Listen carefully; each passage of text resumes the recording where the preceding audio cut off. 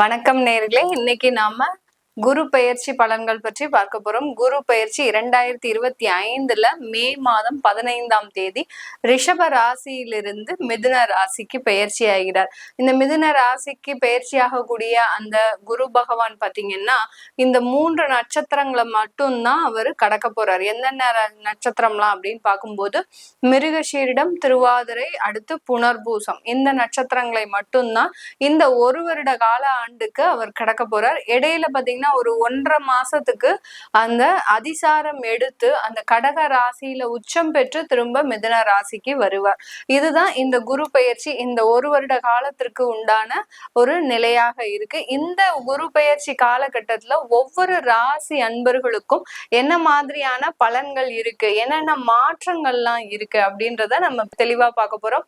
இந்த சேனல்ல முதன்முறையா பாக்குறீங்கன்னா சப்ஸ்கிரைப் பண்ணிக்கோங்க. பெல் பட்டன்ல ஆல் ஆப்ஷன் சூஸ் பண்ணீங்கன்னா உங்களுக்கு என்னுடைய அடுத்தடுத்த பதிவுகள் நோட்டிபிகேஷனா வந்துட்டு இருக்கும். துலாம் ராசி அன்பர்களுக்கு குரு பகவான் 9ஆம் இடத்துல, 8ஆம் இடத்துல இருந்த குரு பகவான் 9ஆம் இடத்திற்கு பயிற்சி ஆகி வர்றார். ரொம்ப பெரிய ரிலீஃப் தான். ஏன்னா கிடைக்க வேண்டிய பணம் கை கிட்ட கிடைக்காம போயிடும். அவ்வளோ உறுதியா உங்களுக்கு வாக்களிச்சிருப்பாங்க, உங்களுக்கு கொடுத்துடுறோம், உங்களுக்கு தான் எல்லாமே அப்படின்ற மாதிரியாக அந்த வர வேண்டிய பணம் எல்லாமே பாத்தீங்கன்னா கை வரைக்கும் அடுத்து எட்டாத ஒரு கதையாக தான் இந்த அஷ்டமத்துல இருக்கக்கூடிய குரு பகவான் இந்த துலாம் ராசி என்பவர்களுக்கு மிகப்பெரிய ஒரு பிரச்சனையை கொடுத்திருப்பார். வருமானம் ரீதியாக இந்த காலகட்டம் 9ஆம் இடத்திற்கு பாக்கியத்துக்கு போகக்கூடிய அந்த குரு பகவான் ஆகப்பட்டவர் உங்களுக்கு வரவேண்டிய ஒரு வருமானங்களை கணக்கச்சிதமாக முடிச்சு கொண்டு கொடுக்கக்கூடிய ஒரு டைமா தான் இருக்கும். இந்த டயத்துல பாத்தீங்கன்னா நீங்க என்ன பிளான் போட்டாலும் கண்டிப்பாக அது நிறைவேறக்கூடிய ஒரு நேரம்.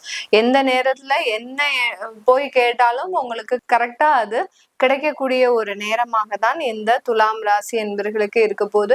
இந்த துலாம் ராசி என்பர்கள் பொதுவாகவே பாத்தீங்கன்னா எல்லோரையுமே அட்ஜஸ்ட் பண்ணி போகக்கூடிய ஒரு நண்பர்களாக தான் இருப்பாங்க. எல்லா இடத்துலயுமே நண்பர்னு சொல்லியாச்சுன்னா என்ன, நண்பர்கள் எப்போதுமே எப்படி இருப்பாங்க, ரொம்ப ஜாலியா ரொம்ப மகிழ்ச்சிகரமா எல்லாரிடத்துலயும் ஒருத்தர் சந்தோஷப்பட்டா அவங்களோட சந்தோஷமா பயணிப்பாங்க, ஒருத்தர் துக்கப்பட்டா கவலைப்படாத நான் உனக்கு இருக்கிறேன் அப்படின்றது ஆறுதல் கூறி அவங்கள அந்த துக்கத்துல இருந்து வெளியில கொண்டு வருபவர்கள் தான். இந்த மாதிரியான ஒரு கேரக்டர் தான் இந்த துலாம் ராசி என்பர்களுக்கு எப்போதுமே இருக்கும். அந்த சூழ்நிலைக்கு ஏற்றவாறு மற்றவர்களை தட்டி கொடுத்து கொண்டு செல்பவர்கள் அந்த துலாம் ராசி என்பர்கள். வீட்டுல பாத்தீங்கன்னா அந்த குடும்பம் சம்பந்தமான நிறைய ஒரு பிரச்சனைகள் இருக்கலாம். குடும்ப வாழ்க்கையை கிட்டத்தட்ட ஒரு 25 வருஷம் 30 வருஷம் கழிச்சவங்க துலாம் ராசி என்பர்கள் எல்லாம் கேட்டீங்கன்னா தெரியும், எவ்வளவோ பிரச்சனைகளை கடந்து வந்திருக்கிறோம், அதெல்லாம் பெருசாவே தெரியல. ஆனா பாத்தீங்கன்னா இப்போ இந்த குழந்தைங்க வந்ததுக்கு அப்புறம் அவர்கள் சொல்லக்கூடிய ஒவ்வொரு பிரச்சனையும் பாத்தீங்கன்னா நம்மளுக்கு புதுசா இருக்கு, இந்த மாதிரியாகலாம் பிரச்சனைகள் வருமா அப்படின்ற அளவுக்கு நினைக்கக்கூடிய அளவிற்கு அந்த பிரச்சனைகளை கண்டு பயந்து மிரண்டு போய் இருக்கிறாங்க இப்போ இந்த துலாம் ராசி என்பர்கள். அந்த அளவுக்கு அந்த பிரச்சனையினுடைய தீவிரங்கள் அதிகரிக்கக்கூடிய ஒரு நேரமாக தான் கடந்த காலத்துல எல்லாம் இருந்திருக்கும். அந்த குரு பகவான் 8ஆம் இடத்துல இருக்கும்போது பாத்தீங்கன்னா அதிகப்படியான ஒரு ஏமாற்றங்கள், அடுத்து குழந்தைகள் தன்னுடைய குழந்தைகள் ஒரு கெட்ட வழியில போறத கண் முன்னாடியே பார்க்கக்கூடிய ஒரு நேரமாக இருந்திருக்கும். அடுத்து பாத்தீங்கன்னா அந்த குழந்தைகள் அந்த திருமண உறவுல அதிகமாக பாதிக்கப்பட்டிருப்பாங்க. இந்த மாதிரி எல்லாம் குழந்தைகள் சம்பந்தப்பட்ட நிறைய விஷயங்கள்ல இந்த துலாம் ராசி என்பர்கள் கடந்த ஒரு வருடமாக நிறைய பாதிப்புகளை அனுபவிச்சுட்டு வந்துட்டு இருக்கிறீங்க. இவர்களுக்கு இந்த காலகட்டம் அவர்களிடம் இருந்து ஒரு நிவர்த்தியை கிடைக்கக்கூடிய ஒரு தருணம்.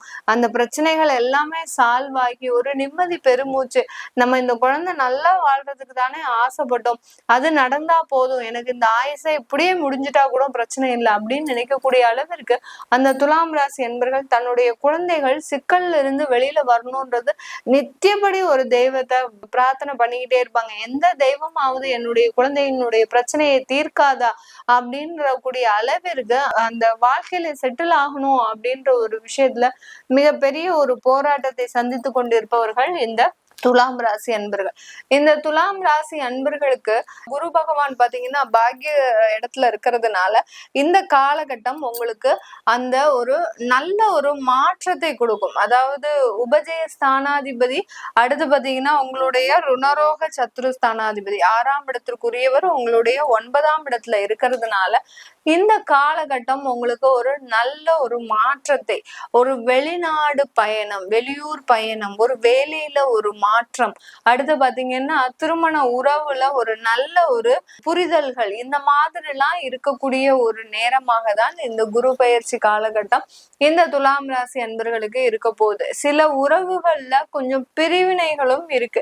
ஏன்னா 6ஆம் வீட்டு அதிபதி இல்லையா நம்ம குரு பகவான், எந்த இடத்துல பிரிக்கணும்ன்ற ஒரு கட்டாய சூழ்நிலை இருந்ததுன்னா கண்டிப்பா பிரிக்கக்கூடிய ஒரு நேரமாகவும் இந்த குரு பயிற்சி, அதாவது அந்த பிரியறதுனால அந்த துலாம் ராசி நபருக்கு நிறைய ஒரு நன்மைகள் வருதுன்னா அதுதான் அந்த பாக்கிய குரு இந்த துலாம் ராசி என்பர்களுக்கு செய்ய போறாரு. அதனால இந்த காலகட்டம் உங்களுக்கு கிடைக்க வேண்டிய நன்மைகளை உறுதியாக 100% கொண்டு சேர்க்கக்கூடிய ஒரு நேரமாக தான் இந்த துலாம் ராசி என்பர்களுக்கு இந்த பாக்கிய குருவாகப்பட்டவர் ஒரு அதிகப்படியான ஒரு முன்னேற்றத்தை கொடுக்கக்கூடிய ஒரு காலகட்டமாக இருக்கும். இந்த காலகட்டத்துல அரசாங்க உத்தியோகத்துல இருக்கிறீங்க அப்படின்னா அரசாங்க உத்தியோகத்தின் மூலமாக உயர் பதவிகள், யாராவது பதவி ப்ரமோஷன்ஸ் உங்களுக்கு நிறைய கிடைக்கல, எங்களுக்கு பெண்டிங் ஆகிக்கிட்டே இருக்கு, ஒரு 3 வருடமாக எங்களுக்கு எதுவுமே நடக்கல அப்படின்றவங்களுக்கு கண்டிப்பாக இந்த வருடம் அதற்குண்டான உயர்வுகள் எல்லாமே கிடைக்கக்கூடிய ஒரு நேரமாக இருக்கும். அடுத்து பாத்தீங்கன்னா உங்களுடைய தொழில்ல நிறைய ஒரு கடன்கள் வச்சிருக்கிறீங்க, அடுத்து அந்த கடன்கள் மூலமாக கரெக்டான ஒரு தொழிலா செய்ய முடியல, இப்போ சப்ளையருக்கு உங்களால பொருட்களை வாங்க முடியாது, அடுத்து பாத்தீங்கன்னா அது கரெக்டான டயத்துல உங்களுக்கு டெலிவரி ஆர்டர்ஸ் டெலிவரியும் பண்ண முடியாது, இந்த மாதிரியான சிக்கல்ல மாட்டிட்டு இருக்கிறவங்களுக்கு ஓரளவுக்கு அந்த தொழிலை ஒரு நல்ல மேம்படுத்தி கொண்டு போகக்கூடிய ஒரு சூழ்நிலையாக தான் இந்த துலாம் ராசி அன்பர்களுக்கு இந்த குரு பயிற்சி காலகட்டம் ஒரு நல்ல அதிகப்படியான ஒரு நன்மைகளை தொழில் ரீதியாக கொடுக்கக்கூடிய ஒரு தருணமாக இருக்கும். இந்த துலாம் ராசி அன்பர்களுக்கு அவர்களுடைய ராசியவே அந்த குரு பகவான் பார்க்கிறார்.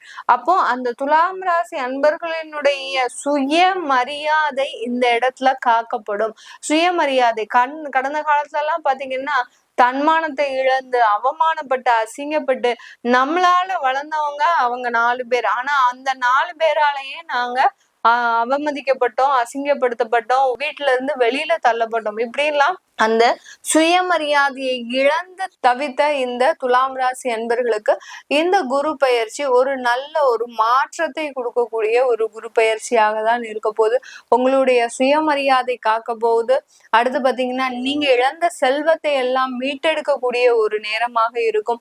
இழந்த நகைகள் அடமானம் வச்சிருக்கிறீங்க அப்படின்னா அந்த நகைகள் எல்லாத்தையுமே மீட்டெடுக்கக்கூடிய ஒரு நேரம், இழந்த அந்த அடமானம் வைத்த அந்த சொத்துக்களை மீட்டெடுக்கக்கூடிய ஒரு நேரம், இல்ல உங்களுக்குன்னு ஒரு புதிதாக ஒரு சொத்துக்கள் வாங்கக்கூடிய ஒரு டைமாக தான் இந்த துலாம் ராசி அன்பர்களுக்கு அந்த நன்மைகளை தேடி நகரக்கூடிய ஒரு நேரமாக தான் இந்த காலகட்டம் இருக்க போகுது. இந்த துலாம் ராசியில இருக்கக்கூடிய சித்திரை நட்சத்திர அன்பர்கள் இந்த காலகட்டத்துல இந்த ஒரு வருட காலகட்டத்துல உங்களுடைய வேலையில அதிகப்படியான முன்னேற்றங்கள் இருக்கு. ஆனாலும் அந்த வேலை பளுன்றது அதிகமாக இருக்கும். எந்த இடத்துல நீங்க பதவி உயர்வு, அடுத்து இன்கிரிமெண்ட், வருமான உயர்வு எல்லாத்தையுமே நீங்க எதிர்பார்த்துட்டு இருக்கிறீங்களோ அது எல்லாமே நடக்கக்கூடிய ஒரு நேரமாக இருக்கும். ஆனால் இந்த இடத்துல உங்களுக்கு அங்க வேலை பளுன்றது அளவுக்கு அதிகமாக இருக்கும். இது நாள் வரைக்கும் செஞ்ச வேலையை விட இப்ப செய்யக்கூடிய வேலை கொஞ்சம் அளவுக்கு அதிகமாக இருக்கக்கூடிய ஒரு நேரமாக இருக்கும். அதனால ரொம்ப ஹெல்த்ல கொஞ்சம் கான்சன்ட்ரேஷனோட இருங்க சித்திரை நட்சத்திர அன்பர்கள். அடுத்து சுவாதி நட்சத்திரம். சுவாதின்னு சொன்னாலே போறோம், ரொம்ப ஒரு பிரில்லியண்டா எல்லா இடத்துலயுமே ரொம்ப அதிகப்படியான ஒரு நுணுக்கத்தோடு செயல்படுபவர்கள். அந்த சுவாதி நட்சத்திர அன்பர்கள் இந்த காலகட்டம் உங்களுக்கு இருந்த தீராத வியாதிகள் எல்லாமே நிவர்த்தி அடையக்கூடிய ஒரு நேரம். சாதாரண மூட்டு வலி தேய்மானம், அடுத்து மூட்டு தேய்மானம், அடுத்து பாத்தீங்கன்னா சதை பிரச்சனை, அடுத்து பாத்தீங்கன்னா உங்களுக்கு அந்த கொழுப்பு சம்பந்தமான பிரச்சனைகள், அடுத்து உங்களுக்கு அந்த ஹார்ட் சம்பந்தமான பிரச்சனை, இதெல்லாமே மெயின் ப்ராப்ளம்ஸ் என்னென்னலாம் இருக்குதோ இந்த சுவாதி நட்சத்திர அன்பர்களுக்கு அது எல்லாமே தீரக்கூடிய ஒரு பாக்கியஸ்தானத்துல இருந்து உங்களுடைய ராசியை பார்க்கறதுனால இந்த சுவாதி நட்சத்திர அன்பர்கள் தீராத வியாதிகள் இருந்தும் தீராத கடனில் இருந்தும் வெளிவரக்கூடிய ஒரு நேரமாக தான் இருக்க போகுது. அடுத்து விசாக நட்சத்திரம். விசாக நட்சத்திர அன்பர்களுக்கு இந்த காலகட்டம் குழந்தை பிறப்புன்றது ஒரு முக்கியமான ஒரு டார்கெட்டா இருக்கும். ஒரு வருடத்துல பாத்தீங்கன்னா கடந்த திருமணமாகி 2 வருடம் ஆச்சு, குழந்தை பிறப்பே இல்லை அப்படின்றவங்களுக்கு இந்த காலகட்டம் குழந்தை பிறப்புக்கான முழு ஒரு ஆயத்த பணிகளும் என்னென்னலாம் நீங்க ட்ரீட்மெண்ட் எடுக்கணுமோ அதெல்லாம் எடுக்கக்கூடிய ஒரு நேரம், இல்ல இயற்கையாகவே குழந்தை உருவாகக்கூடிய ஒரு நேரம். இந்த மாதிரி எல்லாம் குழந்தை சம்பந்தமான வளர்ச்சிகளுக்கு அதிகப்படியான ஒரு செலவு செய்யக்கூடிய ஒரு நேரமாக தான் இருக்கும். ஏற்கனவே குழந்தைங்க இருக்கிறாங்க அப்படின்றவங்களுக்கு அவங்களுக்கு படிப்பு வசதிகளை ஏற்படுத்தி கொடுக்கக்கூடிய நேரம். அடுத்து பாத்தீங்கன்னா அவர்களுடைய ஃபியூச்சர் பிளான் என்னென்னலாம் இருக்கோ அதை எல்லாத்தையுமே செஞ்சு கொடுக்கக்கூடிய ஒரு நேரமாக தான் இந்த விசாக நட்சத்திர அன்பர்களுக்கு இருக்க போகுது. இது எல்லாமே நம்ம கோச்சார நிலவரப்படி பலன்களை சொல்லிட்டு வந்துட்டு இருக்கிறோம். உங்களுடைய தசாபுத்தி பலன்களை தெரிஞ்சுக்கணும் விருப்பப்படுறவங்க கீழே இருக்கிற நம்பருக்கு வாட்ஸ்அப்ல அப்பாயின்மெண்ட் வாங்கிக்கிட்டு நீங்க என்கிட்ட கன்சல்ட் பண்ணிக்கலாம். உங்களிடமிருந்து விடைபெறுவது உங்கள் ஆஸ்ட்ரோ பூர்ணா. நன்றி, வணக்கம்.